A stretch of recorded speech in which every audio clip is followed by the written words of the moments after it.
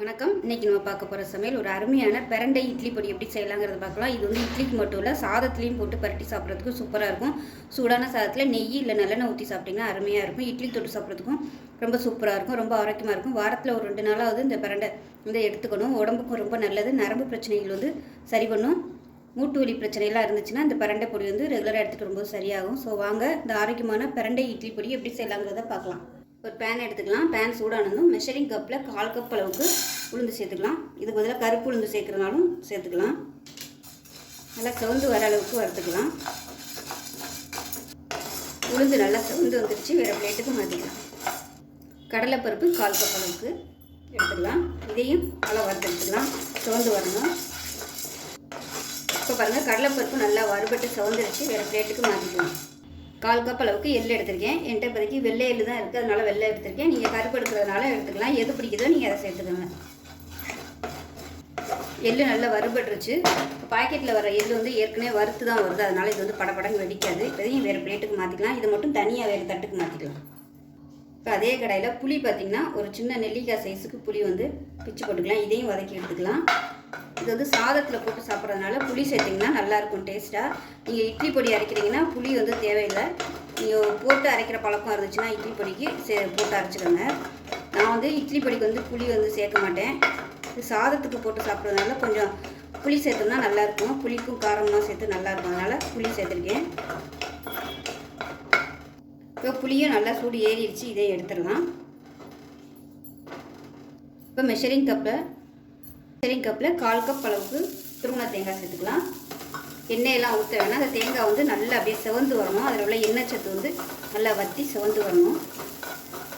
இந்த மாதிரி பொடி அரைக்கையில் இளம் தேங்காயாக எடுக்காதீங்க, அது வந்து சரியாக வராது. நல்லா பருப்பு தேங்காய், கொஞ்சம் முத்தின தேங்காய் எடுத்திங்கன்னா தான் உங்களுக்கு நல்லாயிருக்கும். இளம் தேங்காய் எடுத்திங்கன்னா அதிலிருந்து பால் தான் வரும், இந்த மாதிரி வறுபடாது. அதனால் முத்தின தேங்காயாக எடுத்துக்கணும். மீடியமாக வச்சுக்கிட்டு வறுத்து எடுத்துக்கோங்க. நல்லா அப்படியே பொன்னிறமாக வரணும். இப்போ பாருங்கள், நல்லா செவந்து வந்துருச்சு பாருங்கள். அப்படியே பொன்னிறமாக வந்துருச்சு. இது வந்து வறுக்கிறதுக்கு ஒரு 5லேருந்து ஒரு 8 நிமிஷம் ஆகும். பொறுமையாக மீடியமான ஃப்ளேமில் வறுக்கணும், கருக விட்டுறக்கூடாது. இப்போ இதையும் வேறு பிளேட்டுக்கு மாற்றிக்கலாம். இப்போ கொஞ்சமாக எண்ணெய் விட்டுக்கலாம். நம்ம வந்து வரமிளகாயை வறுத்து எடுத்துக்கலாம். இப்போ இதில் 25 வரமிளகாய் எடுத்திருக்கேன். இது வந்து சின்ன வரமிளகாய் தான், அதனால் 25 எடுத்திருக்கேன். இல்லைன்னா நீங்கள் 15லேருந்து 20 எடுத்துக்கோங்க. காரத்தை பொறுத்து எடுத்துக்கோங்க.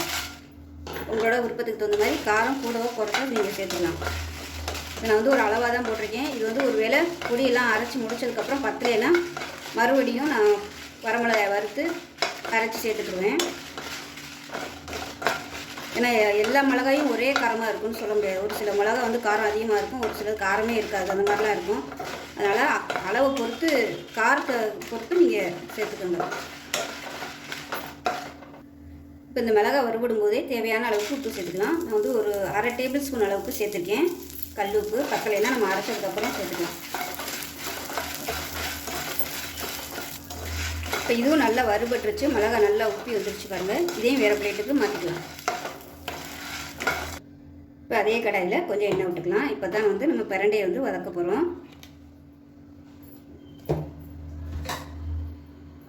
இப்போ இதில் மெஷரிங் கப்பில் 1 கப் அளவுக்கு பிரண்டை வந்து எடுத்திருக்கேன். அதாவது இது வாங்கையில் பார்த்தீங்கன்னா 3 கட்டு வாங்கினேன். சுத்தம் பண்ணையில் இவ்வளோ தான் இருந்துச்சு. நல்லா கழுவிட்டு ஈரத்துணியில் போட்டு நல்லா தொடச்சிட்டு நல்லா 2 நாள் காய விட்டுட்டேன். ஸோ நேற்று வந்து இதை அரைக்கலான்னு பார்த்து நேற்று கருவேப்பிலை பொடி எடுத்ததுனால அரைக்க முடியல. இது வந்து எந்த அளவுக்கு உங்களுக்கு நல்லா காஞ்சி வருதோ அந்தளவுக்கு சீக்கிரமாகவே வதங்கிடுவோம். நீங்கள் காலையில் க்ளீன் பண்ணிவிட்டு சாயந்தரம் வதக்குறதுனாலும் வதக்கிக்கலாம். நான் டைம் இல்லாதனால மறுநாள் வந்து செய்கிறேன். இப்போ இது வந்து நல்லா கலர் மாதிரி வதங்கணும். பிரண்டை வந்து எப்பயுமே நிறைய இருக்கும். நம்ம க்ளீன் பண்ணிட்டோம்னா கொஞ்சமாக தான் இருக்குது. அந்த நார் இந்த மாதிரிலாம் எடுத்துட்டோம்னா கொஞ்சம் தான் வரும். இப்போ நான் வந்து 3 கட்டு எடுத்ததில் எனக்கு இது 1 கப் அளவு தான் வந்துருக்குது பிரண்டை காஞ்சதுக்கப்புறமா. இதை வந்து நீங்கள் எண்ணெயில் வதக்காமல் நல்லா காய விட்டிங்கன்னா, சருகு மாதிரி காய விட்டுட்டு கூட நீங்கள் பொடியோடு சேர்த்து அப்படியே அரைச்சிக்கலாம். வதக்கணும்னு அவசியம் இல்லை. இது வந்து நல்ல கலர் மாதிரி வரட்டும். இது வந்து நார்மல் இட்லி பொடி மாதிரி தான் இருக்கும். டேஸ்ட்டு வித்தியாசம் இருக்காது. ஏன்னா பிரண்டைக்கு வந்து சுவை அந்த அளவுக்கு இருக்காது. சப்புன்னு இருக்க மாதிரி தான் இருக்கும். டேஸ்ட்டே இல்லாமல் இருக்கும். அதனால் இதில் பிரண்டை வந்து நம்ம போட்டு அரைச்சிருக்கோம்னு சொன்னால் தான் தெரியும். செரிமான சக்தி வந்து அதிகரிக்கும். நரம்பு வந்து நல்லா ஸ்ட்ராங்காகும். அதே மாதிரி எலும்புகள் நல்லா ஸ்ட்ராங்காகும். உடஞ்ச எலும்பு கூட சேர்த்து வச்சிரும்னு சொல்லுவாங்க இந்த பிரண்டை சாப்பிட்டா. அந்தளவுக்கு அவ்வளோ சத்துள்ளது, நல்ல பசி எடுக்கும். நம்ம நார்மலாக தக்காளி சட்னி வதக்கையில் கருவேப்பிலை கொத்தமல்லி இதெல்லாம் போடுவோம் இல்லையா, அது மாதிரி கூட நீங்கள் ஒரு 4-5 துண்டு பிரண்டையை கூட நீங்கள் டெய்லி போடணும். அவ்வளோ நல்லது பிரண்டை சாப்பிட்றது. வயிற்று பொறுமல் உப்பிசு இந்த மாதிரிலாம் இருக்க அந்த பிரண்டை வந்து சாப்பிட்டு வந்தீங்கன்னா நல்லெண்ணெய் ஊற்றி சாப்பிட்லாம், இல்லை நெய் ஊற்றி சாப்பிட்லாம். டெய்லி ஒவ்வொரு பிடி சாப்பிட்றதுக்கு முன்னாடி இந்த மாதிரி இந்த பொடியை போட்டு ஒரு பிடி சாப்பிட்டுட்டு நீங்கள் மற்றதை சாப்பிட்டு வந்தீங்கன்னா நல்லா டைஜஸ்ட் ஆகும். இது வதங்கினதுக்கப்புறம் பார்க்கலாம். இப்போ பாருங்கள் கலர் நல்லா அப்படியே மாறிடுச்சு பாருங்கள், நல்லா மொறுமொறுன்னு வந்துடுச்சு. ஈரத்தன்மை இல்லாமல் நம்ம வதக்கணும்னா சீக்கிரமாகவே வதங்கிடும், நல்லா மொறுமொறுன்னு வந்துடும். அதனால் நீங்கள் வந்து ஒரு 2 நாள் நல்லா அப்படியே ட்ரையாக காய விட்டுட்டு அதுக்கப்புறமா வதக்குனிங்கன்னா நல்லா மொறுமொறுன்னு வரும். ஏன்னா மொறுமொறுன்னு வந்தால் தான் வதக்கிறது, அதாவது அரைக்கிறதுக்கு வந்து நல்லாயிருக்கும். அவ்வளோதான், அமர்த்திடலாம். அமர்த்திட்டு இதை ஆறட்டும். ஆறினதுக்கப்புறம் பார்க்கலாம். இப்போ பார்த்திங்கன்னா எல்லாமே நல்லா ஆறிடுச்சு, நல்லா மொறுமொறுன்னு வந்துச்சு பாருங்கள், நல்லா சலசலன்னு சத்தம் கேட்குது. இப்போ வந்து நம்ம எல்லாத்தையும் ஒன்றா போட்டு அரைக்க வேணாம். ஃபஸ்ட்டு வந்து இந்த கடலைப்பருப்பு, உளுந்து, வரமிளகா இது எல்லாத்தையுமே நம்ம ஃபஸ்ட்டு வந்து சேர்த்துக்கலாம். தேங்காய் வந்து அப்புறமா சேர்த்துக்கலாம். இதை ஃபஸ்ட்டு நம்ம வந்து அரைச்சிட்டு அதுக்கப்புறமா தேங்காய் சேர்த்துக்கலாம். தேங்காய், பிரண்டை, எள்ளு எல்லாத்தையும் சேர்த்துக்கலாம். ஏன்னா அதெல்லாம் கொஞ்சம் இதாக இருக்காது. நம்ம ஃபஸ்ட் எல்லாத்தையுமே ஒன்றா போட்டோம்னா அரைப்படாது. இப்போ வரமிளகாயை சேர்த்துக்கலாம்.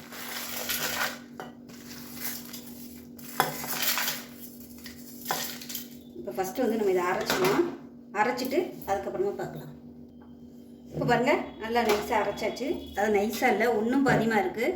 இப்போ இதோட தேங்காய் சேர்த்துக்கலாம். தேங்காயெலாம் பார்த்திங்கன்னா நல்லா மொறுமொறுன்னு வந்துருச்சு. கையில் தொடையில நல்லா அப்படியே இந்த வடகை மாதிரி இருக்குது தேங்காய். இந்த அளவுக்கு வறுபட்டுச்சுன்னா தான் நம்ம வச்சு சாப்பிட்றதுக்கு நல்லாயிருக்கும். இல்லைன்னா வந்து சீக்கிரமாகவே கெட்டு போயிடும். இப்போ வந்து எள்ளு சேர்த்துக்கலாம். இப்போ பிரண்டை வதக்கி வச்சுருந்ததை சேர்த்துக்கலாம். புளியையும் சேர்த்துக்கலாம். புளி வந்து நல்லா சின்ன சின்னதாக பிச்சு போட்டுக்கோங்க, இல்லைன்னா உங்களுக்கு அங்கங்கே அப்படியே நிற்கும், வரப்படாது. இப்போ இதில் பெருங்காயத்தூள் சேர்த்துக்கலாம். எவ்வளோ தேவையோ அதுக்கு தகுந்த மாதிரி சேர்த்துக்கோங்க. நான் வந்து ஒரு 2 டீஸ்பூன், 1 டீஸ்பூனுக்கும் கம்மியாக தான், சின்ன ஸ்பூனில் 2 போட்டிருக்கேன். இது வந்து 1/4 டீஸ்பூன் அளவு தான் இருக்கும். இப்போ வந்து நம்ம அரைச்சிக்கலாம். கட்டி பெருங்காயமாக இருந்துச்சுன்னா நீங்கள் வந்து முதல்ல எண்ணெயில் வதக்கிக்கோங்க. ஒரு 4 பீஸ் சின்ன சதுரமாக இருக்கிற மாதிரி ஒரு 4 பீஸ் எண்ணெயில் போட்டு வதக்கி எடுத்துக்கோங்க. இப்போ இதை அரைச்சிட்டு பார்க்கலாம். இப்போ வந்து அரைச்சாச்சு. இந்த அளவுக்கு தான் அரைக்க முடியும். ரொம்ப நைஸாக நம்ம நார்மல் இட்லி பொடி மாதிரி அரைக்க முடியாது. ஏன்னா நம்ம இதில் வந்து தேங்காய், எள்ளு, அந்த பிரண்டையெல்லாம் சேர்த்துருக்கிறதுனால இந்த அளவுக்கு தான் அரைப்படும்.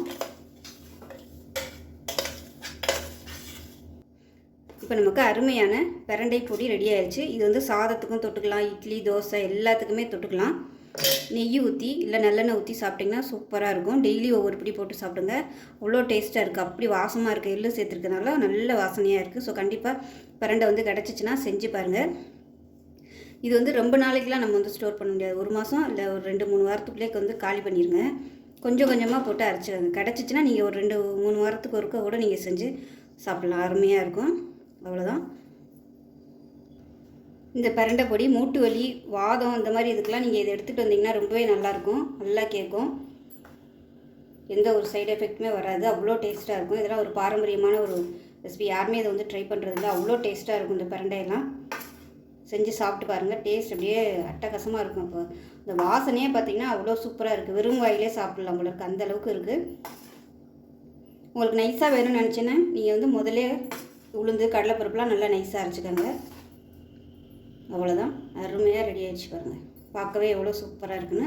ஸோ செஞ்சு பாருங்கள். செஞ்சு பார்த்துட்டு எப்படி வந்துச்சுங்கிறத சொல்லுங்கள். வீடியோ பிடிச்சிச்சின்னா லைக் பண்ணுங்கள், கமெண்ட் பண்ணுங்கள், சேனலை சப்ஸ்கிரைப் பண்ணுங்கள், பக்கத்தில் உள்ள பெல் பட்டனையும் ப்ரெஸ் பண்ணுங்கள். நன்றி.